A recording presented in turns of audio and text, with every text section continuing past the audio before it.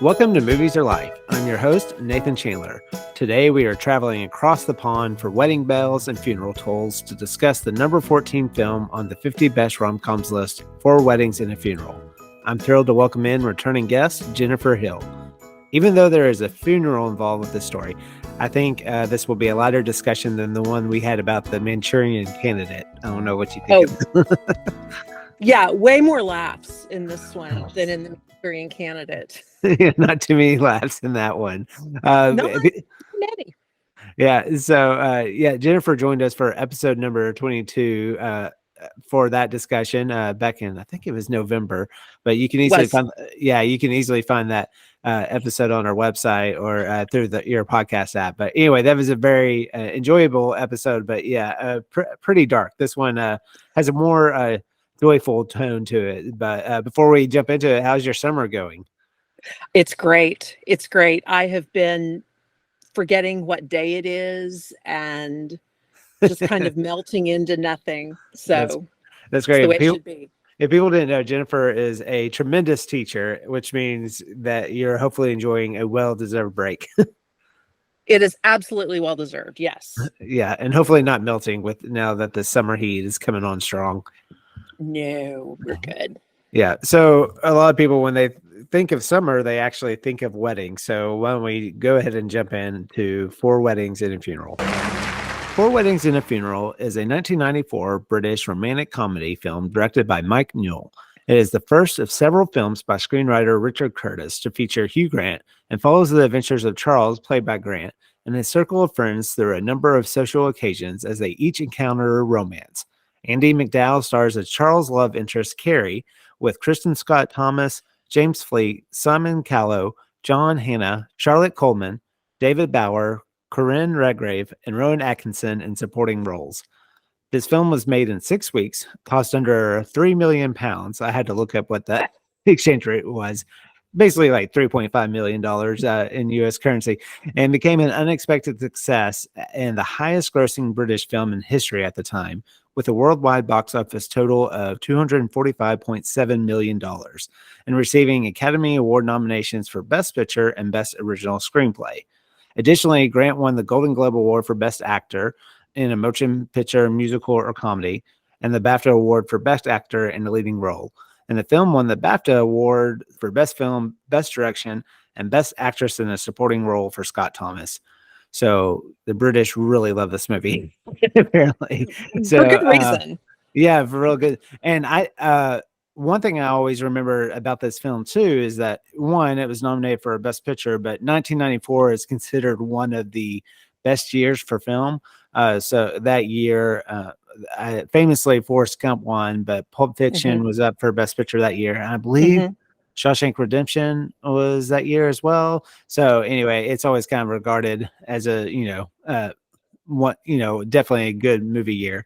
Before we jump into this, I remembered, I believe not too long ago, Hulu adapted this into a TV show. Did you happen to see that TV show?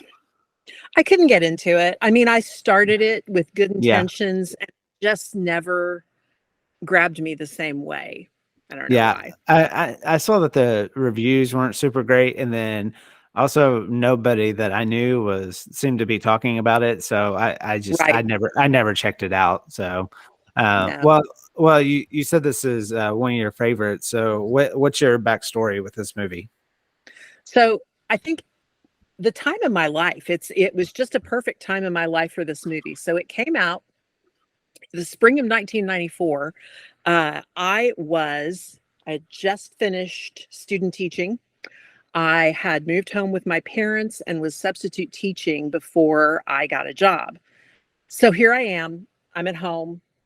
All my high school friends are doing other things. I'm missing my college friends. I honestly think I went by myself to this movie. First movie, I mean, I love that now, but at the time it was just sad. And here I see this movie. This is the time in your life, right? Late in college when everyone's getting married. We're both from that, regionally and culturally. Everyone is getting married. You go to a million weddings and you kind of sit and snark with your buddies. So it's perfect for me. It was perfect. And so, it was my love of that friend group. And I am not going to lie, that floppy haired, self-effacing Hugh Grant, it was perfect for me. Two things I thought of when you were talking. One is certainly it's kind of funny. I think maybe a lot of entertainment was hitting on these type of themes because famously, one of the most popular TV shows ever, Friends, was out, which is, very much the same concept of it's like this is your family during those years and stuff like that. So it's kind of interesting Right. that these both kind of came out around the same time. Also, are you a fan of British shows? And I'll say this kind of, it's a lot easier now to see British entertainment, with streaming and Much BBC. easier. Yeah, BBC America. I think I would by no means say I was a connoisseur of British entertainment or certainly British humor. But at the time, I feel like when this came out, probably the only way you would get such thing is probably like PBS. Right. And that would be Monty Python and Doctor Yeah. Who. And I have married a Whovian. Okay. At the time, no, that was not on my radar. No, and I think part of the draw for me too is that I had done a January term in London with this crowd of friends from college, with my theater friend. And so it was kind of the throwback to that. But no, this was really probably one of my first exposures to British made comedy. Right. So, Yeah, I'm thinking, of course, there's always been instances where British entertainment kind of broke into American culture. I mean, I think you mentioned it. Monty Python, obviously, is like a huge example. Fish Called Wanda from the 1980s, was famously a movie that got a lot of attention. So it seemed like every couple of years or so. Now that the Best Pictures have kind of expanded their slots, it's not uncommon to see maybe an international film, but it did always seem at that time, especially in the 90s when there was only 5 categories, there always seemed to be a slot for like the British drama or the British comedy for whatever reason. So what is Helena Bonham Carter doing this year category? Yeah. Yes. Yeah, pretty much. Yeah, pretty much. Yeah. So what do you, obviously, I think you like this film. You kind of touched a little bit, really relating to these people in these characters in some way or another. But what do you really like about this film?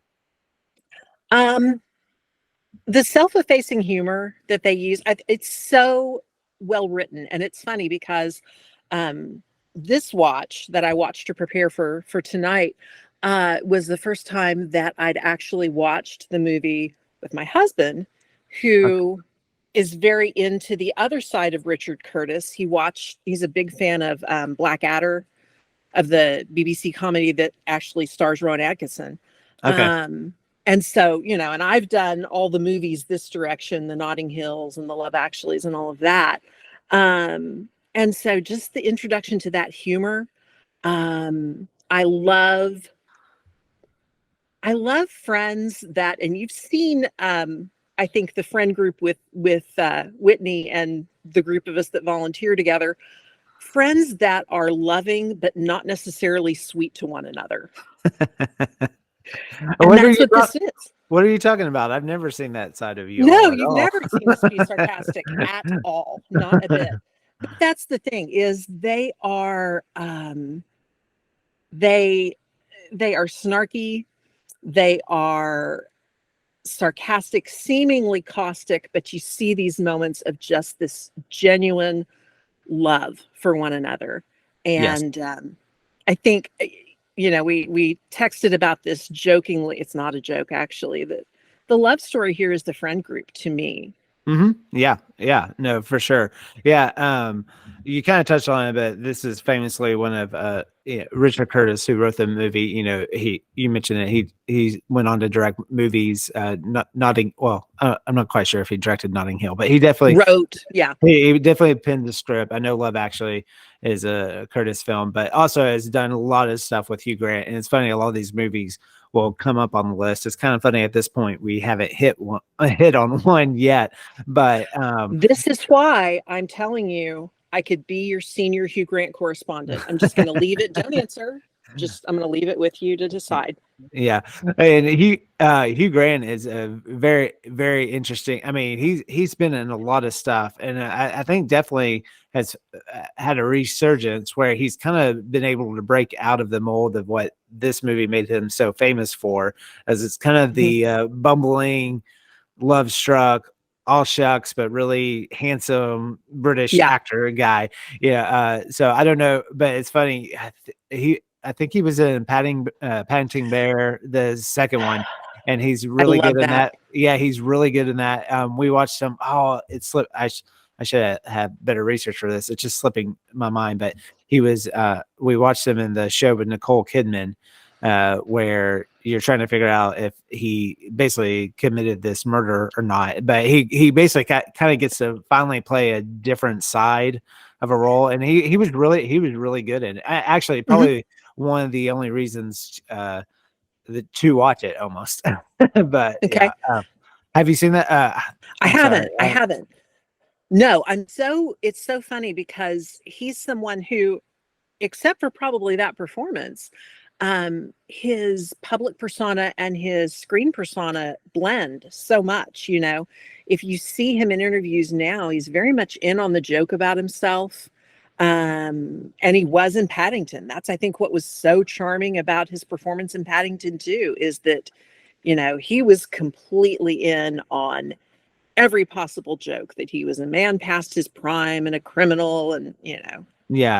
all of those things. It was The Undoing. It was a miniseries on HBO. It came out in 2020. So yeah, it's definitely worth seeing. So he's almost playing. He's playing on. He's definitely kind of like this seedy rich guy, but he has the tendencies that he's been known for, like in a movie like this. But then he kind of uses it to mask it for something darker, basically. So it's kind of a interesting portrayal there.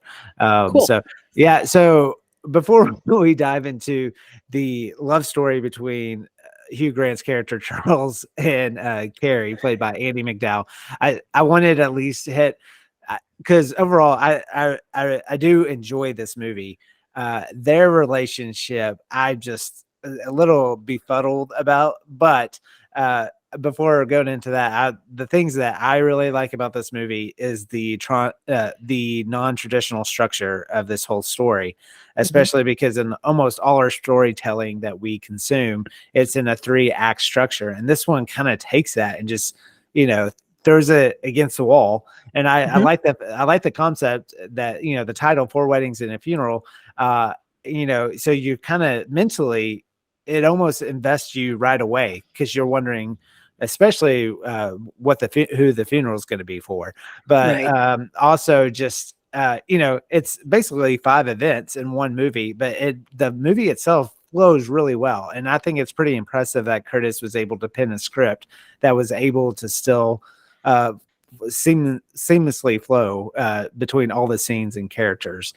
And again, it feels like that time in your life, because you almost are just measuring from wedding to wedding to wedding to wedding and comparing notes on them and things like that. The structure lends itself to that really well.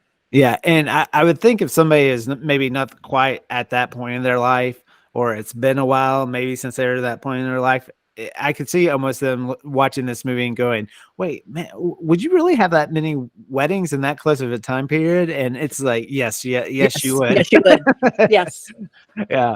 But also, like, as we talked about, the supporting characters here, I really enjoy the characters as a whole. I'm always impressed when a movie like this, because it's probably about 2 hours or so, but the fact that even though initially I probably couldn't tell you, all their names, but each one stands out in their own way, and they're very memorable. And I don't want to take away either that, like, I think this movie is very funny. Like, it just has very funny scenes. Yes. What are some of the supporting performances that stand out to you? what I took and remembered over the years was the Kristen Scott Thomas performance, because she was just this dark-humored, just Mhm. caustic, sarcastic woman. But as I watched it again this time, I loved Gareth so much. Oh yes, Um, yeah, the Falstaff, kind of just this big, affable, everything is larger than life. And honestly, when you asked about favorite lines, I mean, most of them are his. yes, yes. And I love the relationship between him and Matthew in this, and especially even thinking in the context of how where the world was at with homosexual relationships. Hmm. And I feel like so much is said about their relationship without being said. Even when, spoiler alert, Gareth, he's he's basically the funeral part of the Yeah. show. But even how the parents, you can, just by the glances and the looks and the way in Matthew's speech about Gareth, like how much has been left unsaid about their relationship, even though everybody knows about it. And I think that very much probably He has hits on. W.H. Auden say all of it. Right, right, right. Yeah. Yeah, yeah. And you mentioned him earlier, but Rowan Atkinson, as Father Gerald, I this is definitely. I mean, I've owned up to my nerdiness, but for whatever reason, I don't even know why I became a Mr. Bean fan when I was like in Because he's junior, hilarious because is he's why. hilarious. Yeah, but like I guess, I mean, and even saying like I wasn't someone who just watched PBS, but I guess I'm still someone who likes to stay up late and watch TV. And I Hmm. feel like that, like flipping around, that's when it came on, or I don't know who told me about him, but I've always appreciated his humor, and it's really funny. Not too long ago, it came out on Netflix, but it's a TV show called Man versus Bee, and he's in it. Have you seen this? No, there was a long shtick about it on a podcast that I listened to, and I've meant to go back because I know it is that very physical humor, that kind Yes, of Mr. Bean humor. yes, Now, yes. it's kind of a insight. I mean, it's not regarded well on the podcast that I listened to. Do you think it's a funny movie? Or, Oh yeah, it's a mini series, so it was like okay. 6 episodes. The first one was like 30 minutes, but then the episodes after that were 5 to 10 minutes each. They were like very short, Okay. and it's very like cringe humor, just kind of like just bad things happening all the time. Hmm. And like I watched it with our girls because it was a very safe show to watch, and kind of was like introducing them to Mr. Bean without like showing them, British shows from the early 1990s.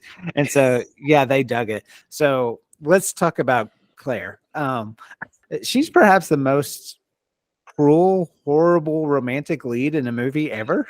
Oh my gosh, she's a fence post with good hair. Um, And you know what I remember too about this era? Because another movie that I really, really enjoyed from this era was Green Card with Gerard Depardieu. Okay. She is just as bad in that. And I think, oh well, she plays against these interesting male leads, but uh, she just Yeah. Now, uh, I think definitely she has a stiffness in her acting here, but also I think the character is just a horrible person as well. And so But are we supposed to like any of Charlie's love interests? He's a serial monogamist. right. We meet Duckface. Yes. We meet Miss Piggy. You know, we meet several of his love interests. And I mean, we're supposed to know that things are different with Carrie, but like, I don't know that we have to like her. I mean, she was pretty much engaged when they first hook up, even though he didn't know that, correct? Right, right. So that's kind of one. Two, inviting him to the wedding, to her Yeah, wedding, when it was friends too. And I know they kind of explain that a little bit, but that's kind of weird, especially as expensive as weddings are. right. So that's very weird. I kind of equated it to, it just reminded me of like just a mean girl that would come into the room and get all the attention, and once she got the attention, discard everybody's feelings around her at all. So I can see that. I can see that. Um, you know, it's funny. It's probably one of the only romantic comedies that I've seen, and I don't find myself going, "Oh, I wish I was like her." I don't. I don't want to be like her at all. No, no, no. And the scene where she's essentially telling Charles about every sexual interaction that she's had is quite like uh it's it's just an interesting approach to go into a date. It is. It very, and this is what their second date. I'm going to use the term date loosely Yeah, because yeah. it's not, but yeah, it's their second time to talk, and it's a high number. It is. So It is. And it, like, numbers aside, it's not almost so much that, but like as you just mentioned, as far as like how early on in the process of this relationship yeah, that she's divulging this information. Yeah, I have to, because I've been dogging on Carrie so much. I think Whitney and I, after watching this film, probably talked about how horrible a person she was for the next hour or so. So I thought, since Jennifer and Whitney know each other really well, I thought you would appreciate the dialogue. So I'm bringing in Whitney a little bit in here just to give her quick thoughts on Carrie and Charles's relationship. Well, I feel like I'm late to the party. I don't even know what you thought. you don't even have to. I don't like her. Oh, The love okay. story is the friends we made along the way. It's all about the Yes. friend. I've had a crush on Hugh Grant for 30 years now. Totally. And I hate Carrie. Go on. So, just as a quick plug, I've loved this movie like my whole life. Like, being a preacher's kid, like I loved all the ceremonies. I loved the funny things the preacher said, or the priest, or whoever they were. All I remembered was loving it. And then Nathan and I watched it probably like 10 years ago or so, because we saw a post that he made about it, or 5, I don't know, a while ago, and we saw a post that he made about it, and we talked about. That was the first time I realized that she's a horrible human being. I mean, she's awful. I didn't think of her as being awful. I just thought about not liking her. But yes, as you talk more and more about her, I'm like, oh, she really is. Like, why would she ever marry Hamish? She's disgusting. Money. Yeah, that's why, because she's a horrible human being. Yeah. And then, like, she registered for that terrible pygmy. Like, that alone is like, that story was disgusting. And nothing on her list was under 5,000 pounds or something like that. And that's 1995 pounds, not. Yeah. No, that'd be atrocious now. I mean, she's just like, but then, I mean, weirdly, I never really fault Hugh Grant for sleeping with her, but like, she, I will not fault Hugh Grant. No, don't. I mean, I just wouldn't. But yeah, she just drives me crazy in that movie. And I never know why she's there. And even though this movie is ranked highly, everybody loves it. It was up for awards. Like, why was she ever at the weddings? Why did she come to London to go to these weddings? She made no sense in the movie. And then I don't know why they have this love story at the end. It's like, ooh, it bothered me. So I know I'm not supposed to, this isn't what this podcast is about, but did you see her in Michael? When she sang about pie? Pie. That's also all I think about her. You know what I think of? I saw. And this is a movie you may have never seen. Did you see Green Card with Gerard Depardieu? Oh yeah, for sure I did. Okay. And when she's like, and you ruthlessly loved me, didn't you? Horrible. She's terrible. And yet I always liked her. That's what I mean, is like, I liked her in all those movies when I saw them. But now I go back in them. You liked the movies she's in. That's true. That is a true statement. She might be a bad actress with a good agent. Yes. Yeah. Great. I'm with it. And she had good hair. So that did it for her. The hair. I know. Yeah. I know. I've been swatting my curly hair this whole time. And she just, oh, is it raining? I had no idea. Oh, that is the worst. Like, it really is. Because you knew she didn't love him. Like that, who cares? I'm gonna send you to a TikTok that I found that parodies that scene in a little bit. As soon as we get off this call, I'm gonna send you a TikTok. You can link to it in the show notes. Oh yes, he will. It's great. It's great. Well, I don't know what else I was supposed to say about this, but that's just, I couldn't even believe it. Like, I kept thinking, why did this movie make it so well? And it had to be just Hugh Grant. Yeah, Hugh Grant and the friendship stories. But still, like, why wasn't she with, why was he not with the friend that loved him? Because you never fall for the one you're supposed to. But you like, never fall for the one you're supposed to. I mean, Duckface was but and why? She needed Prince Charles. Yeah. But she why? Did. But he could be Prince Charles. Hugh Grant. I mean, yeah, sure. Better than Prince Charles. Ugh. Yeah. I don't know. I don't know either. Okay. I'm done. I got the signal. My time on your pod is up. So, well, thank you for joining us. Thank you for having me. It was lovely to be here. Bye. Bye. So I would say, especially at this point where the characters are in their life, you would attend more weddings than you would funerals, Yes. Any kind of connection with the settings of all these weddings and the funeral in this movie? I think I had the experience of attending a friend's funeral. One of my friends from high school passed away, like when I was in college. And so I had that feeling of the first funeral of one of my people. And so I very much see that in that group, this sense of they are sticking so close together. And it's another time that you see, how much they love one another. But it is that shock at being there. And I think, we add that extra shock because, again, we're not saying out loud who Matthew and Gareth were for one another. And, it's not until the end of that they realize, they're the most stable couple among us and we don't acknowledge it. And so, I mean, it's poignant and it's very much a kind of an artifact of, pre-marriage equality era thinking. Yeah. I liked what this movie does in the sense of how weddings and funerals make you become quite introspective about your life, regardless if you're with somebody or not. What are some of your favorite scenes or quotes in this movie? A quote is like, especially with Hugh Grant doing the delivery, it's like paragraphs long because he takes a long time to get to the thing that he's wanting to say. It really, this time, so much about Gareth stuck out to me, and I do carry those lines in my head. They're not anything you can pop out with friends the way you can some other movies, But at Carrie's wedding, when he walks into the reception and he says, "It's bloody Brigadoon."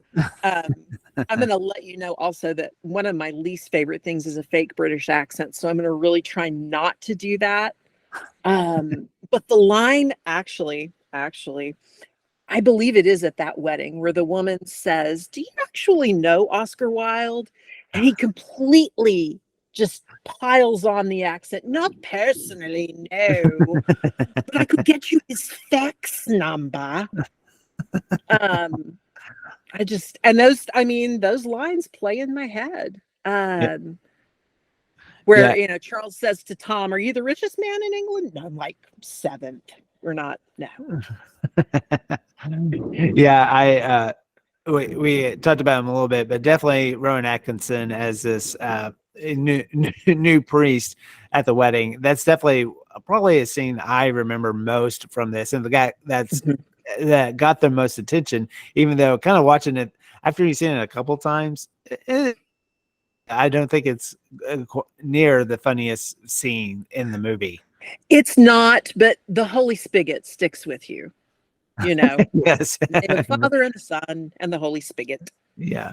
I like the wedding where I forgot which one it was. Maybe it's the second one, but when Charles is basically sitting with all his exes, that's a pretty funny moment as well. That's the second one. Yeah, that one's great.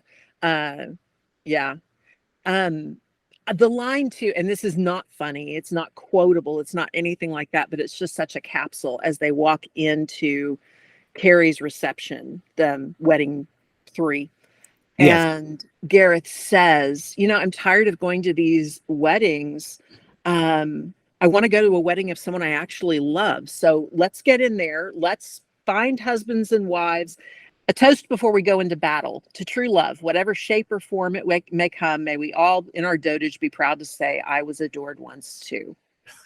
It just kind of encapsulates the whole situation. A very memorable moment, and kind of going back to how horrible a person Carrie is the few moments we actually go away from the weddings and the funeral, where Charles and Carrie run into each other or whatever, and so there's lots of moments there. And the fact, I just remember this now, the fact that she takes him wedding dress shopping. I mean, just another notch on like, Carrie, what are you doing? Right. And so I guess maybe Charles is so desperate to be in love with somebody. Well, this is a really stupid question, and particularly in view of our recent shopping excursion. But I just wondered if by any chance, I mean, obviously not, because I'm kid who's only slept with 9 people, but I just wondered, I really feel, in short, to recap in a slightly clearer version, in the words of David Cassidy, in fact, while he was still with the Partridge Family, I think I love you.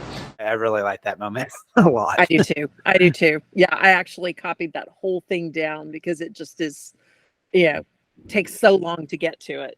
Yeah, and Charles has just an amazing group of friends, because they never seem to, they very much support him in his quest to be with Carrie. So they, they do. I don't know if it's just the British American factor there.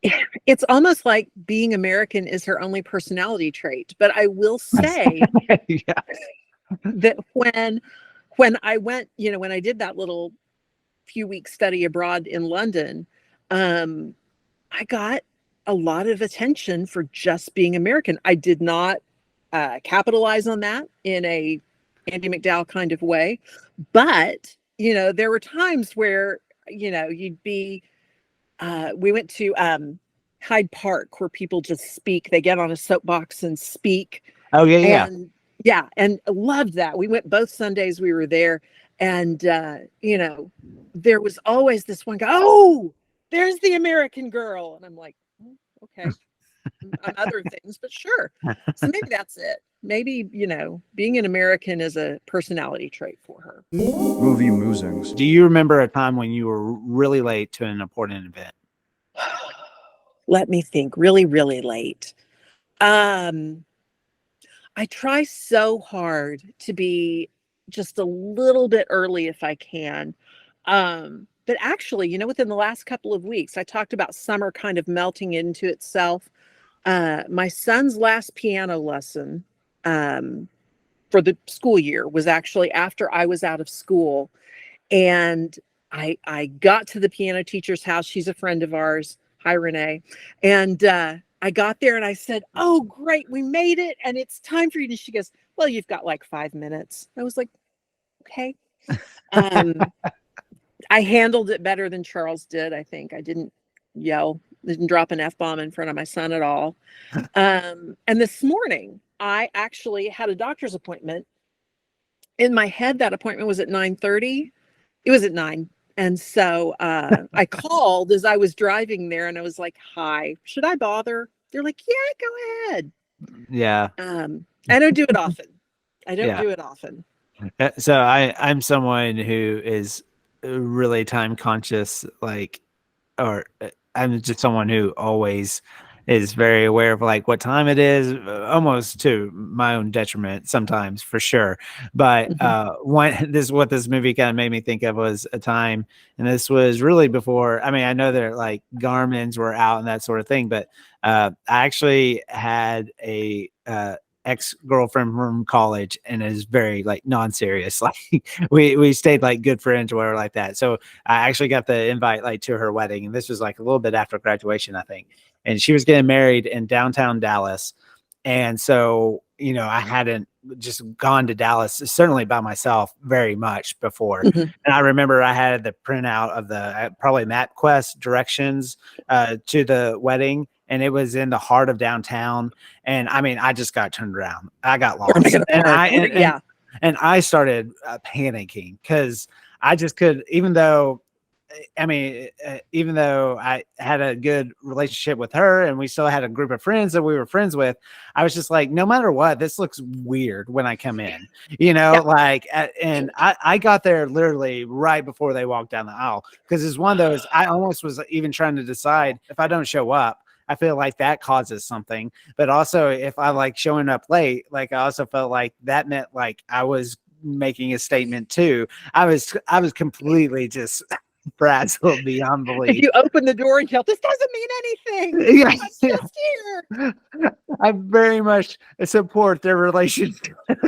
So yeah, I love you all. I'm in generation enough that didn't ever actually use the really like long fold out maps, but I'm old enough to be the generation of having the MapQuest directions printed out and trying to drive through downtown Dallas. Not a very safe tactic. No, it makes me anxious thinking about it. Yeah. But this movie, we kind of talked a little bit about, I mean, I've never been quite where Charles was sitting with all his exes, but I've definitely been at the wedding where I was at a very weird table. I'm like, oh, so I got stuck at this table. I see what you thought of me. Good, thanks. Yeah, you're almost like, why did you even send me an invite? But anyway, yeah. Have you ever had to give an important toast? That's definitely, there's lots of very memorable moments. It's Charles' toast at the beginning, but also other characters as well. But I was wondering if you've ever had to give an important toast or any kind of big like public speaking event. Have you had to give a keynote? I mean, I've officiated a wedding. Oh, nice. For two of my friends. Yeah, it was fun. It was a lot of fun. Did you have to get ordained for that?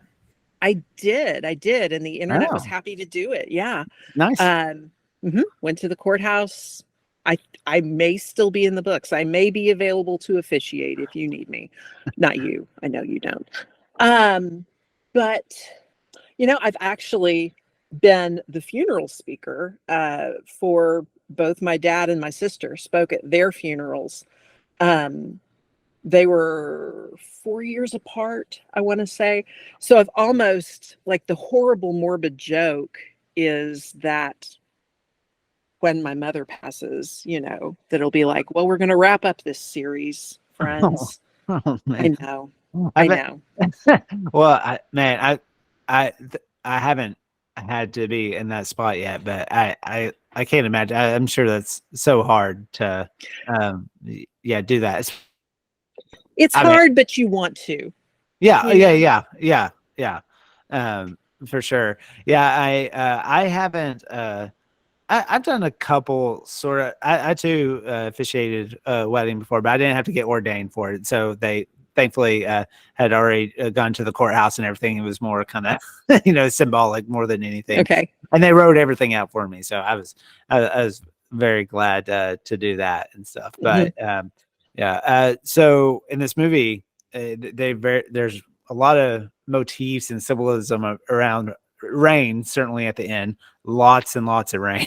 But they talk about a thunderbolt moment when that was somebody. So I was wondering, did you have a thunderbolt moment with your now husband? Okay, this is a really funny story that's going to sound a little bit morbid. So I've already told you, and I have lost both my father and my sister. I actually started dating my husband in March before my sister died at the end of June. Okay. My husband met my mother in a hospital waiting room. My sister died of brain cancer. Okay. 2 months from diagnosis. It was quick. It was ugly. It was, Yeah. And so we get to this funeral, and Vic and I are kind of serious. And we're talking about the service, and he never met my sister. Right. He decided, I don't want to meet her while she's in a hospital. I'll get to know her later. He never did. And so, we kind of hoped my mom would say, okay, here's what you do, boyfriend of sister. She said, whatever you guys want to do. And Vic said, well, I guess I could come in with the family, but sit like at the back of the family. And I said, well, no, if you're coming in, you're going to sit with me. And he said, should I sit in the back? It's like this whole discussion. And he ended up sitting front row with me. And this is the part that's so my sister had an open casket. This is how my husband first saw her, last saw her. And we're at the service. And I mean, you know, Victor, sometimes he lets things just come out of his mouth that are in his brain. And as he's looking at that open casket and we're sitting at the service, and he leaned over, and we had talked about this a little bit. His parents are cremated. And he said, yeah, we're going to get you cremated. And I went, oh, oh, you're making plans. And so here I am. I'm at my sister's funeral. It's one of the darker days of my life. And I was, as I drove home from the family dinner, you know, all of that stuff, I can remember pulling over into a shopping center to call my best friend who was at the service, you know, and I called her and I was like, hey, listen, yeah, it was super sad. You need to know that he said this. I think we're a thing. So that was my thunderbolt. Oh yeah. That moment where yeah, it's like, oh yeah, talking about me in the future tense, like, yeah. And yes, I mean, he jumped to the end. I mean, when you know, you know. Yeah. Yeah. Well, thanks for sharing that. That's a great, well, I hate to say a great story because it's fine. I will say that's very, very fitting for you two. It is honestly. Rom-com rankings. The first category is the romantic chemistry between the leads. So I think you kind of know where I stand. What ranking did you give this relationship? Oh, 1 heart. You weren't as nice as me. So yeah. It might be my slight crush on Mr. Grant. And you know, I mean, I'm a person with an unused theater degree. She has like 42 more movie credits than me, but I think I could do a better job with my Oklahoma Baptist University theater degree, you know? Yeah. Yeah. So I gave them 2 hearts just because I do think you can feel the physical chemistry between them, I think. Absolutely. Yeah, for sure. And so they're, you know, and maybe like when you're in your, you know, mid-20s or whatever, you know, that's very much probably a big component of what drives a lot of decisions. And so, you know, maybe that's the catalyst of it, you know. So I think this is a good time to jump into so, and you shared this with me and I read about it and I was really glad you sent me the video because I'll include that on this video on our webpage. But yes. In 2019 for Red Nose Day, the majority of the cast came together to make this short film of where all these characters are now. You know, and like you, I don't want to, I'm still in your words a little bit, but you talked about like, they definitely seem to work on the Carrie character quite a bit. Mm-hmm. Mm-hmm. They looked like, I mean, now I'm at a stage of my life where I've gone to the wedding of some of my friends' children, you know, and they just looked like they loved each other, you know. The scene when they're dancing and you just see him kind of off to the side, leaned over on him like they're both exhausted, but they're enjoying the evening. And it's the warmth that I wanted to see the whole time. Right. So basically, Charles and Carrie's daughter is marrying the daughter of Fiona. Is it Fiona? Sorry. Mm-hmm. Yeah. Yes. Yeah. So much with these films, I'm like Kristen Scott Thomas, with Fiona's daughter. And so it centers around this wedding. But yes, there's definitely, and we watched a little bit of it. I don't know if you saw the Netflix series Made, but Andie MacDowell is in that mini series and her daughter is the main character in it. But the little bit of I saw it, Andie MacDowell was actually, I thought, really good in it. And yeah, like you kind of mentioned, maybe, you know, she is grown herself. But even though Charles and Carrie's relationship isn't the focus of this short film, it is definitely, I think you used the word, there's a warmth to her now. And I very much felt that. So, now I don't think you can really lump that at going into this ranking, because I like, movies to stand on its own, but at least it was a little bit like, okay, so more so than the one photograph we get during the end credits. So, right. Where you just go, there's a child. Yeah. So I'm kind of glad to hear that you had it low like I did, just because I know you like this movie so much. But okay, I think we probably agree on this one. But the best friend aspect of this movie, the love story, is the friends they made along the way. All 5 hearts. I give it 6 hearts. Yeah. No, I agree. Amazing supporting cast here, and as I even mentioned, as awful as I think Carrie is, I'm sure some of them thought the same thing, but they were very, very supportive of their buddy. So yes, and does Carrie have any friends? I'm sorry, I keep no. Well, her only personality trait is being American. So who do you hang out with then? Like John Wayne, I guess. No, she's just gonna be American with them. I wonder if I want to see maybe some of the part in between this 30 years later wedding and the end of the movie, where do they joke about her behind her back, and do they because they're that kind of people. I don't think she does. I think she just kind of assumes his life at that point. So did you get a chance to listen to the soundtrack for this movie? Yes. I completely internalized the soundtrack. Oh, okay. So how do you rank this soundtrack? So in the moment of watching the movie, I would say 4 hearts. I like the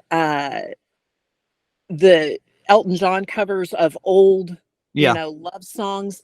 I think, when you think of England in the 1990s, you could very much hear the voice of Elton John. It fits perfectly. And the fact that they even use all those horrible Crocodile Rock's great, but it's a standard, it's the Cupid shuffle of the situation. It's a great soundtrack while I'm watching the movie. To put it on in my car and listen, I think I'd go to 3. Okay.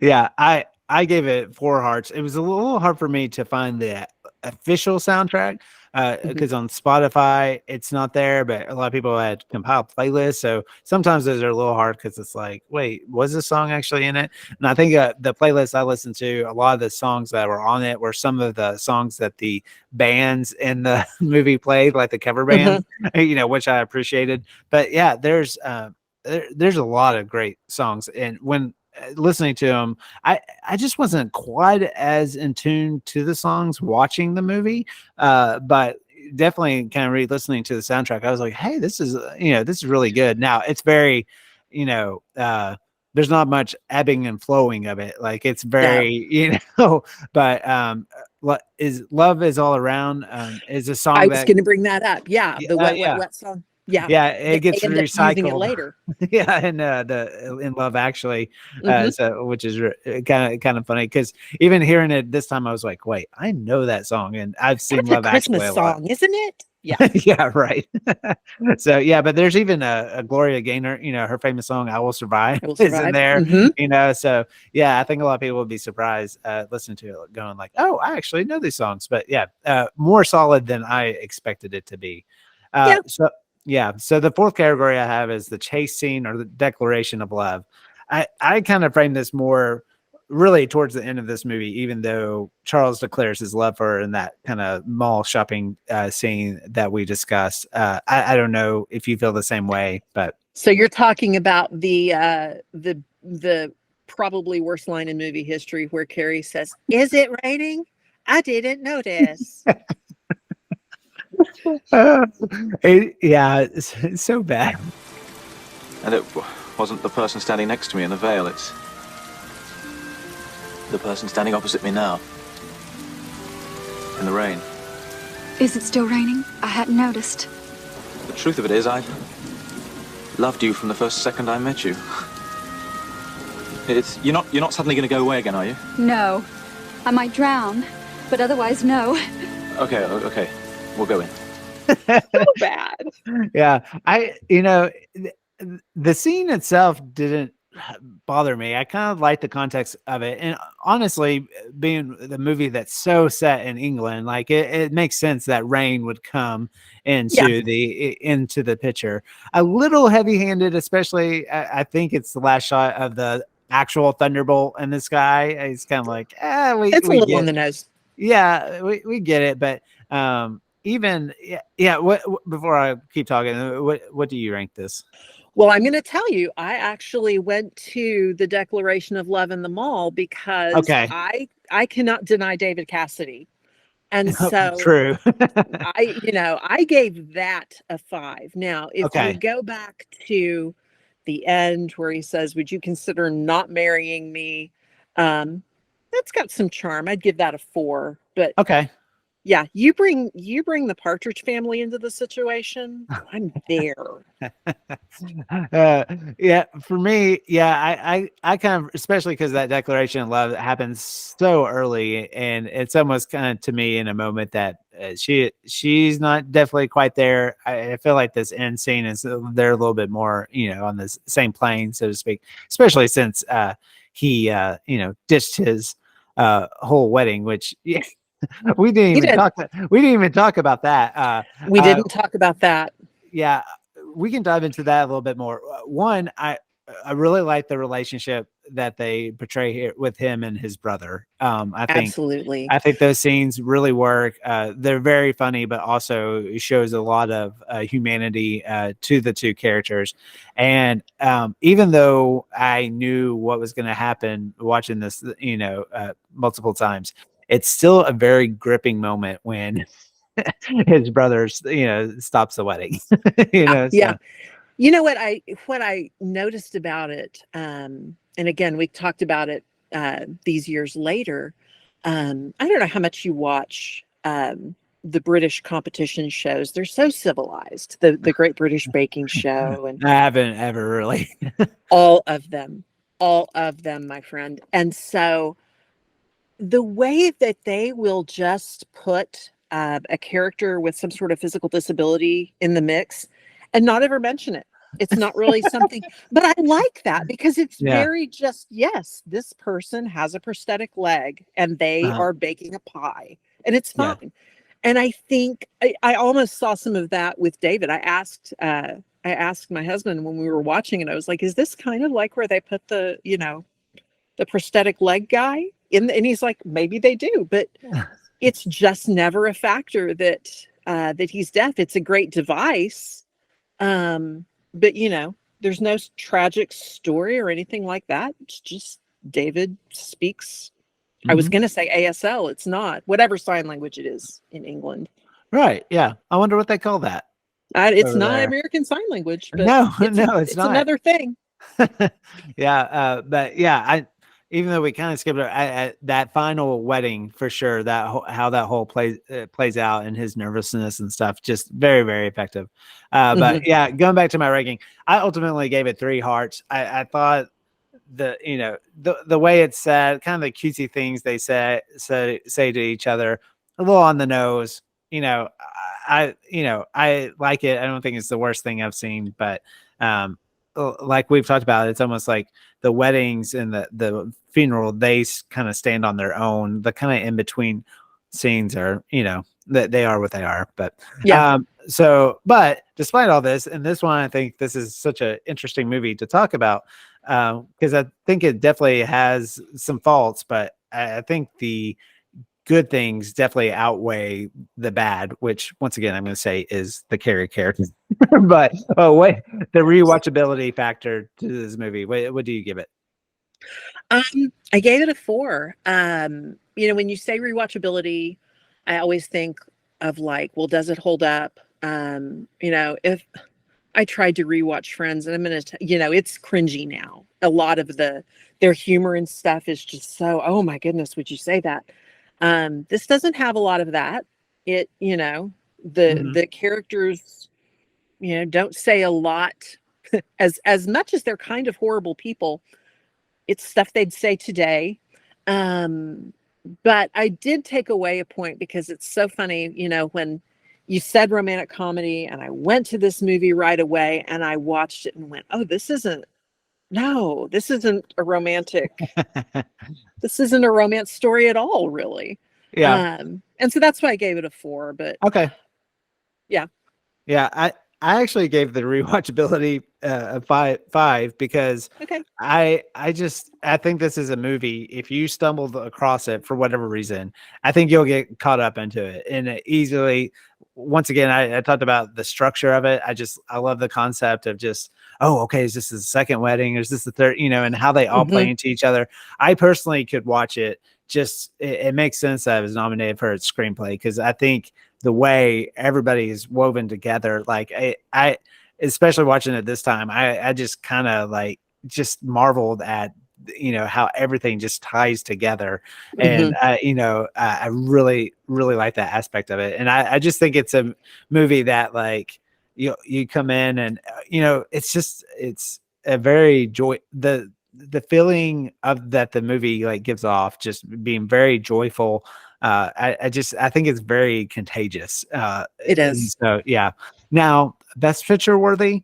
That's like I said, I think it filled that slot for that year, but it's pretty fascinating. Like when doing the research and seeing how much money it made is just crazy. And so and definitely for sure launched Hugh Grant's career for sure. And so this movie obviously connects with people, and it certainly did back then. It would be interesting, if somebody watched this for the first time, if they would have the same feelings, or if they're like, oh, I've kind of seen this before. That'd be kind of interesting to see, see. Yeah. Recommendations. It sounds like you have some time now. So anything you're reading or or watching or that's making you late to all your appointments? Not really making me late. Summer, I want to be respectable on this fine podcast and tell you something really deep I'm watching. And I went back again to my husband. Like, what have we been watching that I'm not going to sound dumb? I'm going to sound dumb in a minute. But first, you've watched Tetris on Apple TV? I haven't watched it yet.